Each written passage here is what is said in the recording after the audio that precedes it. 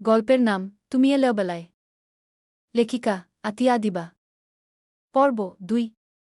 পর্দার ফাঁক গলে রোদ্দুর সামাইরার চোখে মুখে আছড়ে পড়তেই তার ঘুম ভেঙে গেল। হাই তুলে উঠে বসল সে। তার পাশে শেহজাদ নেই। গতকাল রাতে বালিশ দিয়ে তৈরি করা বেড়াজাল এখনও অক্ষত আছে। অনাকাঙ্ক্ষিত স্পর্শ এড়াতে এই ব্যবস্থা নেওয়া হয়েছে। চোখ পিটপিট করে সামাইরা দেয়ালঘড়ির দিকে তাকাল। ৯টা বাজে। বেলা অনেক গড়িয়েছে। শেহজাদ সম্ভবত তার অফিসের উদ্দেশ্যে বেরিয়ে গেছে। আচ্ছা, মানুষটা কি লোহমান? বিশ্রাম নামক শব্দটা কি তার অভিধানে নেই? রাত ভরে চুটিয়ে পার্টি করে সকাল হতে না হতেই ফুরুত। কাজের নেশায় সর্বদা মশগুল। সামাইরা ফ্রেশ হয়ে অতি সাধারণ একটি সুতির শাড়ি পরে নিচে এল। সুফিয়া রহমান তখন লিভিং রুমের এক কোণে বসে চশমা চোখে দিয়ে সংবাদপত্র পড়ছেন। পাশের ছোট্ট টেবিলটায় রাখা চায়ের কাপ থেকে উষ্ণ ধোঁয়া বেরুচ্ছে। সামাইরাকে দেখা মাত্র ওনার ম্লান মুখে এক চিলতে হাসি ফুটে উঠল। ঘুম ভেঙেছে মা? রাতে বেশ ধকল গিয়েছে তোমার উপর দিয়ে। শরীর ঠিক আছে তো? সামাইরা মিষ্টি করে হেসে বলল। মা, আমি ঠিক আছি। আপনি নাস্তা করেছেন? সকালে আমার তেমন আয়োজন করে নাস্তা করা হয় না। এক কাপ চা আর দুটো বিস্কুট খেলেই সেই। পুরনো অভ্যাস। সামাইরা কিছুটা ইতস্ততভাবে জিজ্ঞেস করল। উনি কি বেরিয়ে গেছেন? কে শেহজাদ? ও তো আরও সকালে এক কাপ কফি গিলে বেরিয়ে গেল। তোমাকে বলে যায়নি? সামাইরা নত মাথা ঝাঁকাল। দেখো কাণ্ড। তোমায় না বলে বেরিয়ে গেছে ২৮ বছরের দামড়া যুবক, এখনও বোধশক্তিহীন। কাজ ছাড়া কিচ্ছু বোঝে না। আস্ত গাধা একটা। একথা বলে সুফিয়া রহমান দীর্ঘশ্বাস ফেললেন। সামাইরা এবার শাশুড়ির দিকে সরে বসল। তার হাত নিজের হাতের মুঠোয় পুরে বলল। মা, আমি একটা কথা ভাবছিলাম। সুফিয়া জিজ্ঞাসু চোখে শুধালেন। কি কথা রে? আজ দুপুরের রান্নাটা যদি আমি করি? ওমা, তোমার রান্না করতে হবে কেন? বাড়িতে এতজন বাবুর্চি আছে, ওরা সব রান্না করতে পারে। তাছাড়া তুমি নতুন বউ। এসব করার কোনো প্রয়োজন নেই। সামাইরা অনুনয় করে বলল। বিশ্বাস করুন মা, এভাবে হাত পা গুটিয়ে বসে থাকতে আমার দম বন্ধ হয়ে আসছে। মধ্যবিত্ত ঘরের মেয়ে তো কাজ না করলে শরীরটা কেমন যেন অচল হয়ে যায়। তাছাড়া বাবা বলতেন, অলস মস্তিষ্ক নাকি শয়তানের কারখানা। এভাবে বসে থাকলে আমার মস্তিষ্কটাও কারখানা হয়ে যাবে। ছেলের বউয়ের মুখে এমন কথা শুনে হো হো করে হেসে উঠলেন সুফিয়া রহমান। বললেন, আচ্ছা ঠিক আছে। কতকাল হলো ঘরোয়া খাবার খাইনি। এ বাড়ির খাবার তো আর 5 স্টার হোটেলের চেয়ে কোনো অংশে কম নয়। আজ একটু ভিন্নতা আসুক। তুমি সেই পুরনো দিনের মতো করে সর্ষে ইলিশ আর ঘন মুগ ডাল রান্না করতে পারবে? সামাইরা আত্মবিশ্বাসের সাথে বলল। নিশ্চয়ই পারব মা। আপনি শুধু পাশে বসে আমাকে একটু সঙ্গ দেবেন। আপনার অভিজ্ঞ চোখ আমার উপর থাকলে ভুল হওয়ার ভয়ও থাকবে না। সামাইরা কালবিলম্ব না করে রান্নাঘরে গিয়ে উপস্থিত হল। প্রধান বাবুর্চি আর সহকারীদের এক প্রকার জোর করেই আজকের জন্য ছুটি দিয়ে দিল। বিশাল সেই অত্যাধুনিক কিচেনে সামাইরা আর সুফিয়া বেগম নিজেদের স্থান পাকাপোক্ত করে নিল। শুরু হল এক ঘরোয়া উৎসব। এই আধুনিক হেসেলে চুলা জ্বালানো থেকে মশলা বাটা সবই হয় মেশিনে। তবে সামাইরা পুরনো গ্রাম্য পদ্ধতিই বেছে নিল। মশলা বাটা, মাছ ধোয়া আর সুফিয়ার ছোটখাটো নির্দেশনায় রান্নাঘরটা যেন প্রাণ ফিরে পেল। সামাইরার সাবলীল কর্মচঞ্চলতা দেখে ক্রমশ মুগ্ধ হতে লাগলেন সুফিয়া। সরিষার তেলের ঝাঝালো ঘ্রাণ তখন চারিদিকে ছড়িয়ে পড়েছে। সুযোগ বুঝে সামাইরা অতি সাবধানে একটি প্রশ্ন ছুড়ে দিল। মা, একটা কথা জিজ্ঞেস করব? কিছু মনে করবেন না তো? সুফিয়া ইলিশ মাছের গায়ে নুন হলুদ মাখাতে মাখাতে বললেন। বলো না মা, মনে করার কি আছে? এখন তো তুমি আমার মেয়ে। আপনি বলেছিলেন আপনার স্বামী আপনাদের ত্যাগ করে চলে গিয়েছিলেন। অভাবের সাথে আপনারা যুদ্ধ করেছেন। এত কিছুর পরেও উনার পরিবার পরিজনদের সাথে আপনাদের এত ভালো যোগাযোগ আছে কিভাবে? সুফিয়া বেগম থামলেন। ওনার দৃষ্টি জানালা ভেদ করে সুদূর আকাশে নিবদ্ধ হল। যেন বহুকাল আগের কোনো ধুলোমাখা স্মৃতি হাতড়াচ্ছেন তিনি। ধীর গলায় বললেন। শেহজাদের দাদা ছিলেন অত্যন্ত ন্যায়পরায়ণ মানুষ। নিজের ছেলের এমন জঘন্য অন্যায় তিনি মেনে নিতে পারেননি। তাই মৃত্যুর আগে ধানমন্ডির সেই পৈতৃক বাড়িটা সুকুশলে আমার নামে লিখে দিয়ে গিয়েছিলেন। তিনি চেয়েছিলেন আমাদের মাথার উপর যেন অন্তত নিরাপদ ছাদ থাকে। ধানমন্ডির সেই বাড়ি থেকে শুরু হয়েছিল আমাদের রহমান লিগ্যাসি অ্যান্ড এস্টেট এর স্বপ্ন। সেই ইটের উপর ইট গেঁথে আজ যখন ঢাকার মাটিতে বিশাল বিশাল সব অট্টালিকা আকাশ ছুঁয়েছে, তখনও ও ক্ষান্ত হয়নি। বরং বাবার সামনে নিজেকে সফল প্রমাণ করার মোহে ছুটে চলেছে ক্রমাগত। আজ বঙ্গোপসাগরের নীল বুকে ওর রহমান শিপিং লাইন এর যে ২০টি বিশালাকার কন্টেইনারবাহী জাহাজ আর অয়েল ট্যাঙ্কার রাজত্ব করে বেড়াচ্ছে, তার প্রতিটি ইস্পাতের বুন্নে মিশে আছে ওর বাবার প্রতি জমানো এক পাহাড় সমান ঘৃণা। সুফিয়া একটু থেমে আবার বললেন, প্রথমে সকলে মুখ ফিরিয়ে নিয়েছিল ঠিকই, তবে একেবারে মুখ ফিরিয়ে নেয়নি। আর গতকাল যে দেখলে ডাইনিং টেবিলে বসা দুই দাদিকে, অভাবের দুর্দিনে যখন আমাদের একবেলার চাল কেনার সংস্থান ছিল না, ওনারাই গোপনে সাহায্য করেছেন। আর এখন আত্মীয়তার বন্ধন জোরালো করবার প্রচেষ্টার কারণ অবশ্যই তুমি বুঝতে পারছ। টাকা বড় খারাপ জিনিস, মা। তবে আমি সবাইকে মাফ করে দিয়েছি। বেঁচে থাকতে হলে পরিবার পরিজনদের দরকার পড়ে, মা। সামাইরা স্তব্ধ হয়ে শুনছিল সুফিয়া বেগমের আহত কণ্ঠের সেসব কথা। একজন বাবা ছাড়া সন্তানদের জীবন তো সত্যিই অসহায়। কত নিরন্তর লড়াই করে এ পর্যায়ে এসেছে।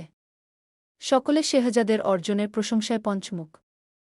কিন্তু এর পেছনে কত তিক্ত অভিজ্ঞতার গল্প লুকিয়ে আছে তা কেউ জানে না। এই প্রথম শেহজাদের প্রতি সামাইরার মনে এক চিলতে করুণা উকি দিল। গুলশানের প্রাণকেন্দ্রে শির দ্বারা উঁচু করে দাঁড়িয়ে আছে স্থাপত্যবিদ্যার এক অনন্য নিদর্শন, রহমান আইকনিক টাওয়ার। এই টাওয়ারের ২১ তলায় ঠিক মেঘেদের কাছাকাছি শেহজাদ রহমানে একান্ত রাজত্ব। শেহজাদের বিশাল কেবিনটির উত্তর দিকের সম্পূর্ণ দেয়াল জুড়ে বিশাল এক স্বচ্ছ কাচের ক্যানভাস। সেখানে দাঁড়িয়ে নিচের দিকে তাকালে মনে হয় কোলাহলপূর্ণ ব্যস্ত ঢাকা শহরটা কোনো ধুলোবালিমাখা বিবর্ণ খেলনা। রোদে পোড়া এ শহরটা যেন বড়ই তুচ্ছ, বড়ই নগণ্য। মেহগনি কাঠের রাজকীয় ডেস্কে সাজানো সর্বশেষ মডেলের ম্যাকবুক। তার ঠিক পাশে একটি হীরের মতো স্বচ্ছ ক্রিস্টাল পেপারওয়েট আলোর প্রতিসরণে বিচ্ছুরিত হচ্ছে। দেয়ালের নির্জন কোণে ঝোলানো এক বিশাল তৈলচিত্র। উত্তাল কৃষ্ণবর্ণ সমুদ্রের বুকে একাকী এক জাহাজের মরণপণ লড়াই। ক্যানভাসের সেই নিঃসঙ্গ নাবিকের মাঝে যেন শেহজাদের নিজেরই প্রতিচ্ছবি দেখতে পায়। ডিসেম্বরের আকাশটা আজ কেন যেন কাচের মতো স্বচ্ছ আর নীল। আর সেই নীল চিরে এক ফালি অবাধ্য রোদ কাচের দেয়াল গলে শেহজাদের ডেস্কে আছড়ে পড়ছে। শেহজাদ তখন অত্যন্ত মনোযোগ দিয়ে একটি ফাইলে সই করছিল। তার পরনে কাস্টমাইজ নেভি ব্লু স্যুট, চুলে সেই সূক্ষ্ম হাইলাইটের কারুকাজ। ঠিক তখনই কোনো অনুমতি ব্যতীত ঝড়ের বেগে কেবিনে প্রবেশ করল রাইসা। তার পরনে দামি পশমি ওভারকোট, চোখে দামি সানগ্লাস। তার চোখে মুখে ঝরে পড়ছে আগ্নেয়গিরির লাভা। রাইসা ধপাস করে শেহজাদের সামনের চেয়ারটায় বসে পড়ল। রুক্ষ স্বরে বলল, Shehzad, what was that last night? Shehzad খুব মনোযোগ দিয়ে ফাইলটা নেড়েচেড়ে দেখছিল। সে অবস্থাতেই জানতে চাইল, কি হয়েছে? আমি ভিডিওতে দেখলাম তুমি তোমার ওই তথাকথিত বুয়ের সাথে ডান্স ফ্লোর মাতিয়ে বেড়াচ্ছিলে। আমার ফোন ধরলে না, রাতে ভিডিও কল দিলে না। তুমি কি সত্যি আমাকে ইগনোর করছ? শেহজাদ ফাইলের উপর দৃষ্টি নিবদ্ধ রেখে বরফশীল গলায় বলল, রাইসা, তুমি খুব ভালোমতো জানো ওটা স্রেফ নাটক ছিল। হাই প্রোফাইল অতিথিদের সামনে ওটুকু করতেই হতো। কেন ফালতু সিন ক্রিয়েট করছ? রাইসা এবার চেয়ার ছেড়ে উঠে দাঁড়াল। বিস্মিত স্বরে বলল, ফালতু সিন? তুমি ওই মেয়েটার কোমরে হাত দিয়েছিলে শেহজাদ। ওটা আমার সহ্য করার মধ্যে। রাতে ভিডিও কল দাওনি কেন? শেহজাদ গলার স্বর কিছুটা উঁচিয়ে বলল, ডেইলি তোমাকে ভিডিও কলে রাখতে হবে নাকি? তুমি কি আমাকে বিশ্বাস করো না?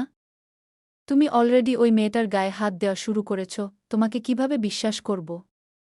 শেহজাদ ফাইলটা বন্ধ করে রাইসার দিকে তাকাল এইবার। দীর্ঘশ্বাস ফেলে বলল, তা তোমাকে বিশ্বাস করানোর জন্য কি করতে হবে? রাইসা সহজ গলায় বলল, আমাকে বিশ্বাস করাতে হলে তোমার বুকে আমার নামে ট্যাটু করাতে হবে, যাতে তোমার উন্মুক্ত বুকের দিকে তাকালেই মেয়েটার চোখে আমার নামটা বিঁধে থাকে। শেহজাদ চরম বিরক্তিতে কপাল কুঁচকাল। গম্ভীর গলায় বলল, tattoo? Raisa, are you out of your mind? তোমাকে একটু প্যাম্পার করেছি বলে এখন যা খুশি তাই বলবে নাকি? আমি এসব সস্তা ইমোশনাল ড্রামায় বিশ্বাস করি না। শেহজাদের গম্ভীর গলার স্বরও রাইসাকে দমাতে ব্যর্থ হল। এবার সে শেহজাদের খুব কাছে গেল। গা ঘেঁষে দাঁড়াল। তার দামি শার্টের কলার আঙুলের ফাঁকে নিয়ে খেলা করতে করতে আহ্লাদী সুরে বলল, রাগ করছো কেন? তুমি তো জানো তোমায় নিয়ে আমি কত পজেসিভ। আচ্ছা, let's get intimate. Just for a few minutes. I missed you a lot, Shehzad. Give me a kiss. পাগলের মতো চুমু খাও আমায়।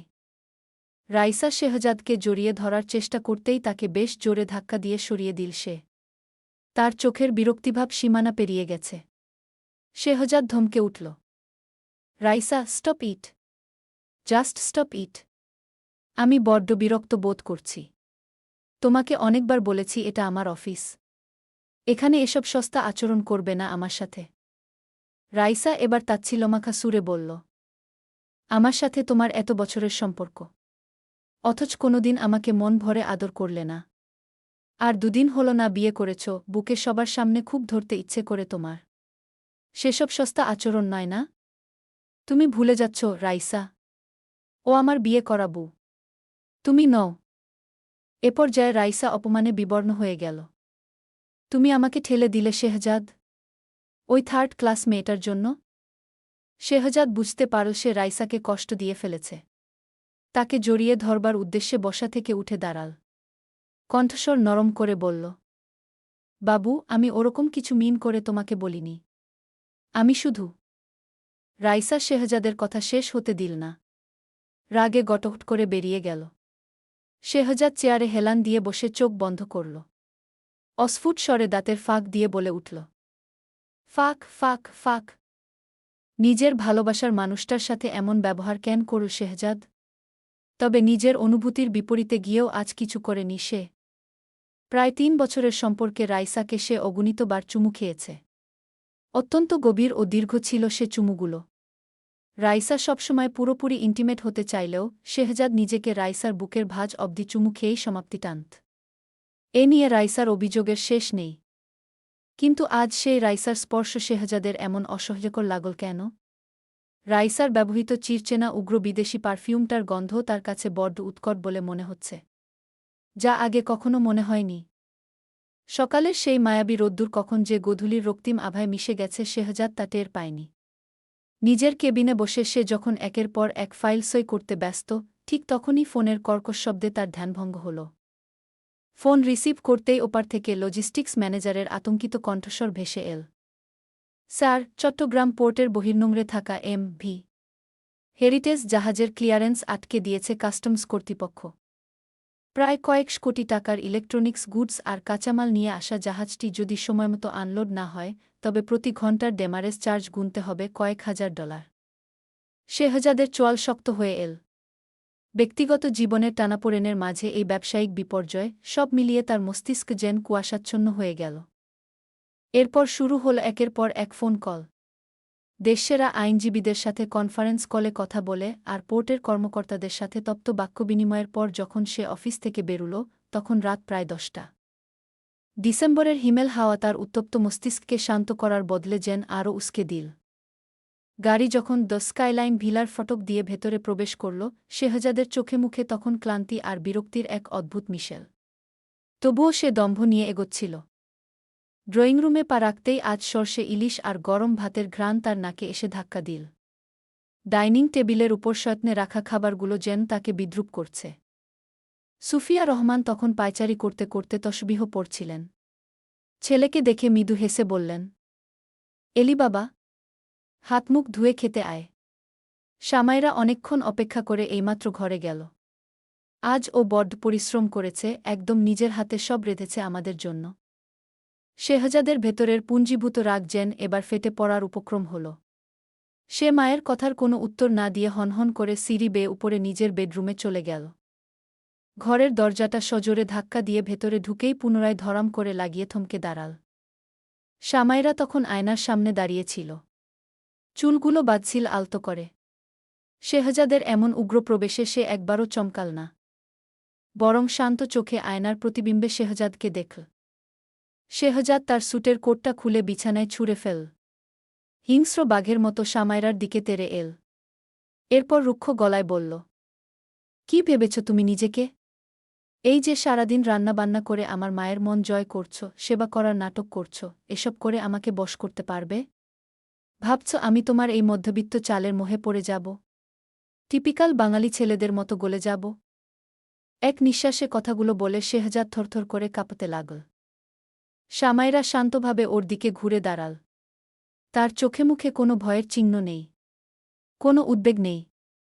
বিপরীতে এক অদ্ভুত স্থৈর্য লক্ষণীয়। সে কোনো উত্তর দিল না। শেহজাদ আরও এক ধাপ এগিয়ে এল, তার গলার স্বর এবার আরও তীক্ষ্ণ হল। ক্লিয়ারলি শুনে রাখো সামাইরা, আমি রাইসাকে ভালোবাসি। 3 বছরের সম্পর্ক আমাদের।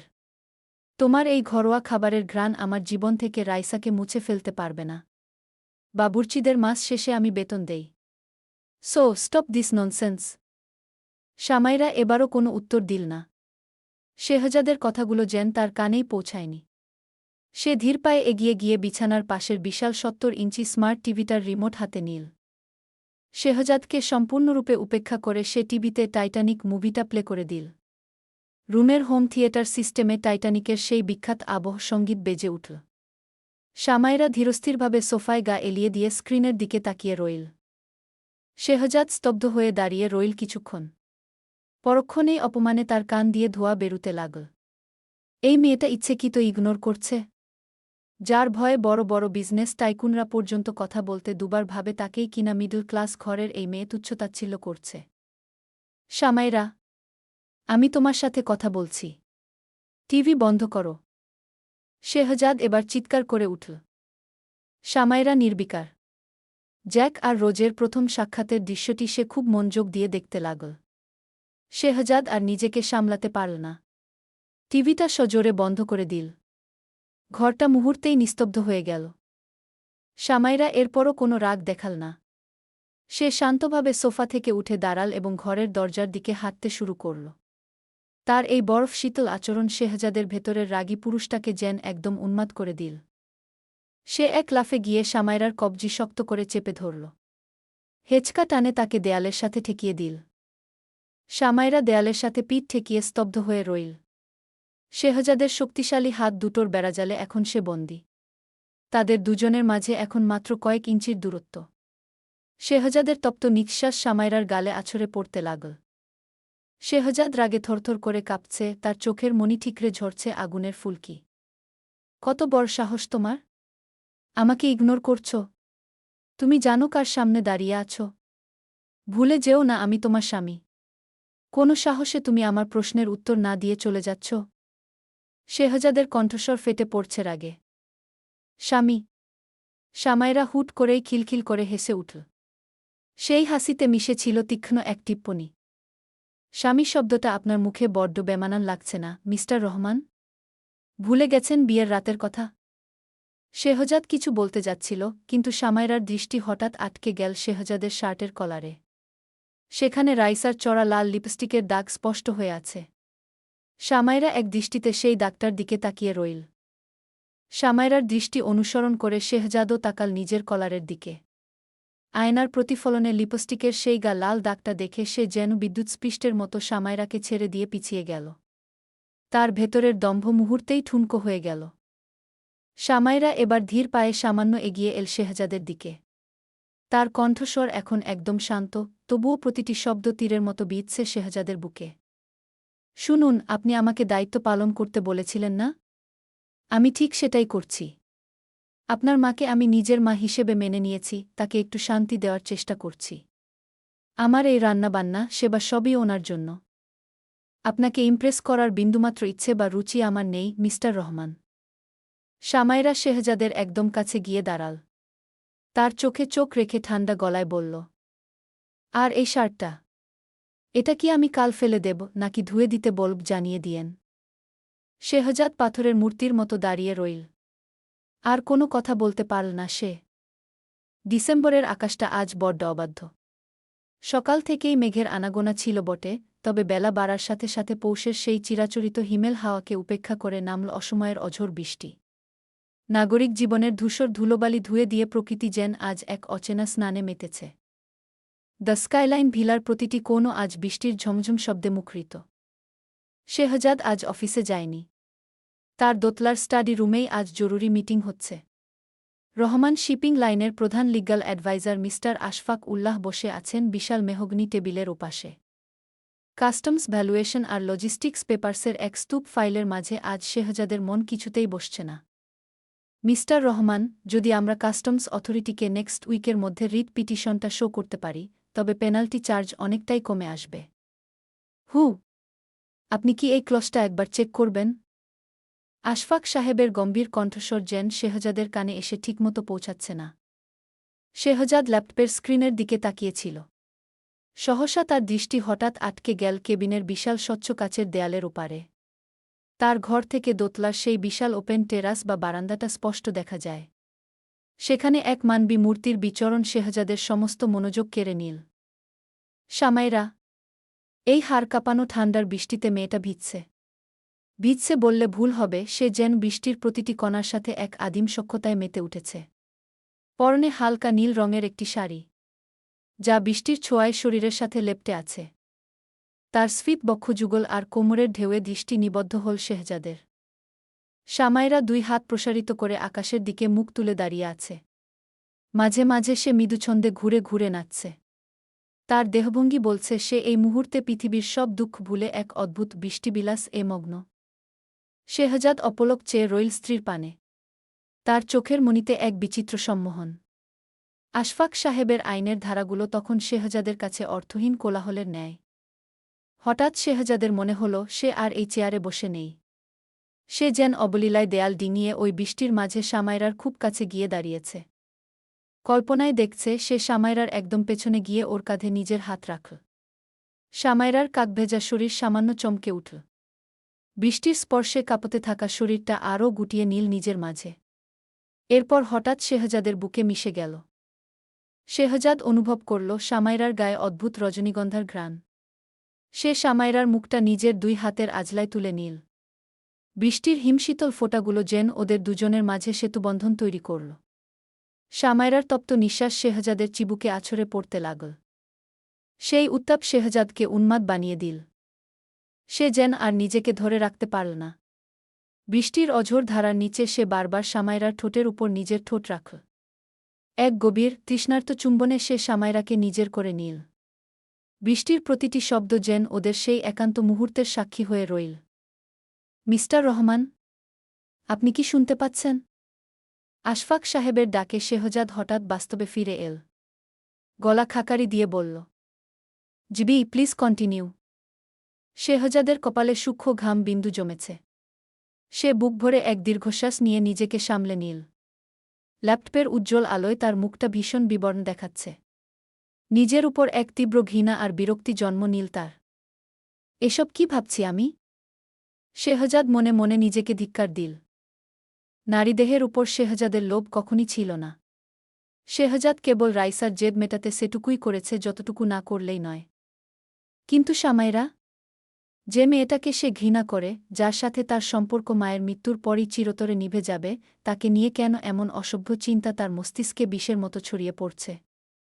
সামাইরার সিক্ত শরীর, অবাধ্য নাচ আর বৃষ্টির রোমাঞ্চ কেন শেহজাদকে ভেতর থেকে দুমড়ে মুচড়ে দিচ্ছে?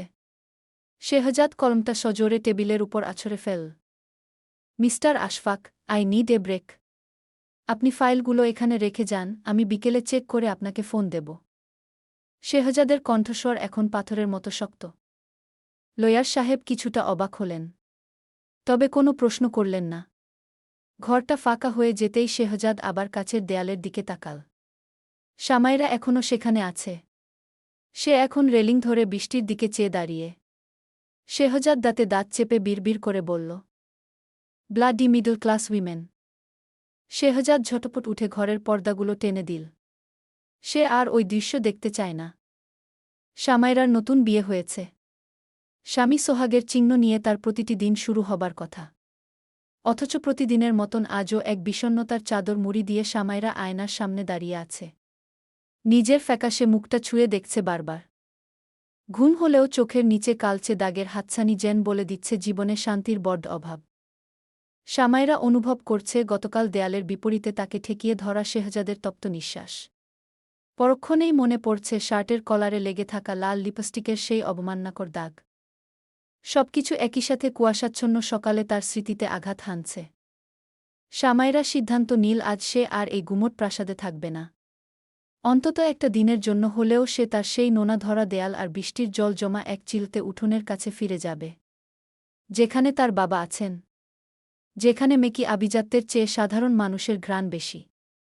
সামাইরা নিচে নেমে দেখল সুফিয়া রহমান লিভিং রুমের ইজি চেয়ারে বসে আছেন, হাতে একটা পুরনো অ্যালবাম ধরা। খুব মনোযোগ দিয়ে ছবি দেখছেন। সামাইরা ধীর পায়ে তার পাশে গিয়ে দাঁড়াল। মা। সুফিয়া বেগম চশমার উপর দিয়ে তাকালেন। সামাইরার কিঞ্চিত ম্লান মুখ তার দৃষ্টি এড়াল না। ভ্রু জোড়া কুঁচকে শুধালেন, কি হয়েছে রে মা? তোর কি শরীর খারাপ লাগছে?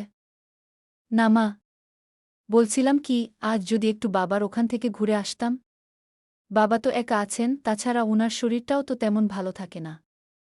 সুফিয়া রহমান মিষ্টি করে হাসলেন। সামাইরার হাতটা আলগোছে চেপে ধরলেন। তিনি আদুরে স্বরে জিজ্ঞাসা করলেন, অবশ্যই যাবি মা। বাবার জন্য মন কেমন করছে না রে? সামাইরা হ্যাঁ সূচক মাথা ঝাঁকাল। সুফিয়া চিন্তিত স্বরে বললেন, কিন্তু এই অবস্থায় একা যাবি কি করে? আকাশের ভাব সাব মন্দ, যে কোনো সময় আবার বৃষ্টি নামতে পারে। ডিসেম্বর মাসে কি অত্যাচার যে শুরু হল। সামাইরা প্রত্যুত্তরে কিছু বলার আগেই সিঁড়িতে জুতোর খটখট শব্দ শোনা গেল। শেহজাদ নামছে। পরনে ছাই রঙের স্যুট, চোখ দুটো নিবদ্ধ হাতের লেটেস্ট মডেলের আইফোনের স্ক্রিনে। তবে শেহজাদের মুখে আজ সেই চিরচেনা দম্ভ নেই, বরং এক ধরনের অপরাধবোধের ছাপ রয়েছে। সামাইরার দিকে সে একবার আর চোখে তাকাল, কিন্তু পরক্ষণেই চোখ সরিয়ে নিল। সুফিয়া গলার স্বর কিছুটা চড়িয়ে বললেন, শেহজাদ, এদিকে আয় তো বাবা। শেহজাদ থমকে দাঁড়াল। সামাইরার দিকে আরও একবার সন্দেহের চোখে তাকিয়ে এরপর দৃষ্টি ফিরিয়ে নিল। বলো মা, কি হয়েছে? সামাইরাকে তোর শ্বশুর বাড়ি নামিয়ে দিয়ে অফিসে যা। শেহজাদ গম্ভীর মুখে বলল, মা, আজ আমার পোর্টে যাওয়ার কথা। লয়ার ওয়েট করছে। সুফিয়া রহমান বাজখাই গলায় বললেন, তো যাবি। পোর্ট কোথাও পালিয়ে যাবে না। আগে সামাইরাকে ওর বাবার বাড়ি নামিয়ে দিয়ে আসবি, এরপর যাবি। শেহজাদ কপাল কুঁচকে কিছু একটা বলতে যাচ্ছিল। সুফিয়া রহমান তাকে সে সময় না দিয়ে পুনরায় গলা উঁচিয়ে বললেন, খবরদার, কোনো অজুহাত দিবি না। মা, আমি ড্রাইভারকে বলে দিচ্ছি, সামাইরাকে নামিয়ে দিয়ে আসবে। ড্রাইভার দিয়ে নতুন বুকে বাপের বাড়ি পাঠাব? এই শিক্ষা দিয়েছি আমি তোকে? শেহজাদ দুহাত মুষ্টিবদ্ধ করল। দাঁতের ফাঁক দিয়ে অস্পষ্ট স্বরে বলল, ফাইন। এবার সে সামাইরার দিকে তাকাল। সামাইরা তখন অন্যদিকে তাকিয়ে, জানালার ফাঁক দিয়ে আকাশ দেখার ব্যর্থ প্রচেষ্টায়। শেহজাদের মনে হল সামাইরা ওর অস্তিত্বকেই অস্বীকার করছে। সামাইরা, রেডি হয়ে এসো, আমি গাড়িতে অপেক্ষা করছি। শেহজাদ নির্বিকার গলায় কথাগুলো বলে গটগট করে বেরিয়ে গেল। গাড়ির পেছনের সিটে স্বামী-স্ত্রী দুজন বসে আছে, অথচ তাদের মাঝখানে জেকে বসেছে এক সুবিশাল শূন্যতা। সামাইরা জানালা দিয়ে কুয়াশার পাতলা আস্তরণে ঢাকা ধূসর ঢাকা শহরটাকে দেখছিল। তার কোলের উপর রাখা হাত দুটি যতটুকু সম্ভব গুটিয়ে বসছে সে, যেন শেহজাদের শরীরের সামান্যতম স্পর্শও আজ তার কাছে নিষিদ্ধ। গাড়ির ভেতরে দামি পারফিউম আর ল্যাভেন্ডার এয়ার ফ্রেশনারের সেই উগ্র মিশ্রণটা সামাইরার পাকস্থলিতে এক ধরনের কুণ্ডলি পাকাচ্ছে। বমি ভাব পাচ্ছে ভীষণ। শেহজাদ গত 10 মিনিটে অন্তত 5 বার আর চোখে সামাইরার মুখপানে তাকিয়েছে। শেহজাদ ভেতরে ভেতরে বড্ড অস্থির হয়ে উঠছিল। কেন তা অজানা। দীর্ঘ এক নিস্তব্ধতা ভেঙে শেহজাদ নিজের দম্ভের দেয়ালটা সামান্য নিচু করল। গলা খাকারি দিয়ে স্বাভাবিক গলায় বলল, গতরাতের ব্যবহারের জন্য আমি। শেহজাদ একটু থামল। সরি বলাটা তার অভিব্যক্তির সাথে যায় না। কাজেই সে পুনরায় বলতে শুরু করল, আসলে ব্যবসায়িক ঝামেলা নিয়ে মেজাজটা একটু বিগড়ে ছিল। I didn't mean to be that rude. Samaira কোনো উত্তর দিল না। জানালার কাচের ওপারে দ্রুত পিছিয়ে যাওয়া ট্রাফিক সিগন্যালের দিকে তার নির্লিপ্ত দৃষ্টি মেলে নিশ্চুপ রইল। সামাইরার এমন কঠোরতায় শেহজাদ দমে গেল না। সে আরও একটু এগিয়ে এসে বলল, সামাইরা, ওই লিপস্টিকের দাগটা, ওটা একেবারেই অ্যাক্সিডেন্টলি লেগেছে।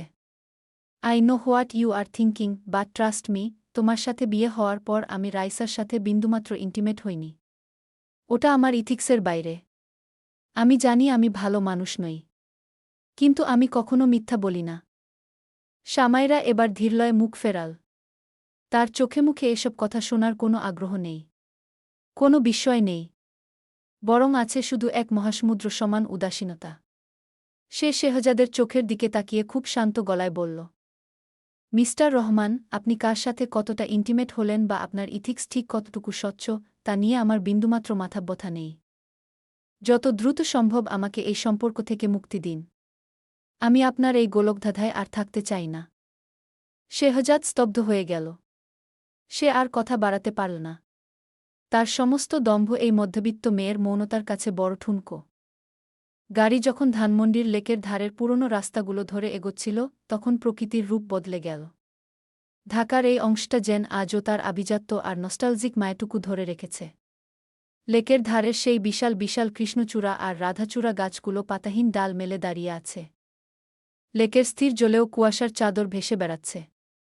ধানমন্ডির এই পুরনো গলিগুলোতে ইটের গাঁথুনি আর শেওলা ধরা দেয়ালের মাঝে কত বেঁচে থাকার লড়াইয়ের গল্প লুকিয়ে আছে। গাড়িটা একদম শেষ মাথায় একটা সরু গলির মুখে এসে থামল। রাস্তার অবস্থা এখানে বড়ই করুণ। গতরাতের বৃষ্টিতে নর্দমা উপচে কালচে রঙের জল জমে আছে ছোট ছোট গর্তে। অভিজাত ভিলার চকচকে ব্ল্যাক মার্সিডিসটি এই নোংরা জলে নামতে যেন চরম ইতস্তত বোধ করছে। শেহজাদ চরম বিরক্তিভরা চোখে তাকাল। এখানকার মানুষ থাকে কিভাবে? ড্রেনেজ সিস্টেম বলে কি কিছু নেই? সামাইরা গাড়ি থেকে নামার আগে কিঞ্চিত হেসে বলল, সবাই তো আর ২১ তলায় রাজত্ব করে না মিস্টার রহমান। কেউ কেউ এই জমা জলেই কদম ফুলের স্বপ্ন দেখে। আপনি বরং যান, আপনার লয়ার অপেক্ষা করছে। সামাইরা নোংরা জল মারিয়েই গলির ভেতরে ঢুকে গেল। শেহজাদ গাড়ির কাচ নামিয়ে তাকিয়ে রইল তার প্রস্থানের পথে। পুরনো আমলের একতলা পাকা বাড়ি। ছাদের কোণে শেওলা জমেছে, গেটের মরচে ধরা রডগুলো অনেক দিনের পুরনো ইতিহাসের সাক্ষী বয়ে বেড়াচ্ছে যেন। শেহজাদ দেখল দরজায় এক বৃদ্ধ দাঁড়িয়ে আছেন। পরনে অতি সাধারণ লুঙ্গি আর ফতুয়া। সামাইরাকে দেখেই বৃদ্ধের ম্লান মুখে যেন এক চিলতে রোদ্দুর ফিরে এল। সামাইরা দৌড়ে গিয়ে তার বাবাকে জড়িয়ে ধরল।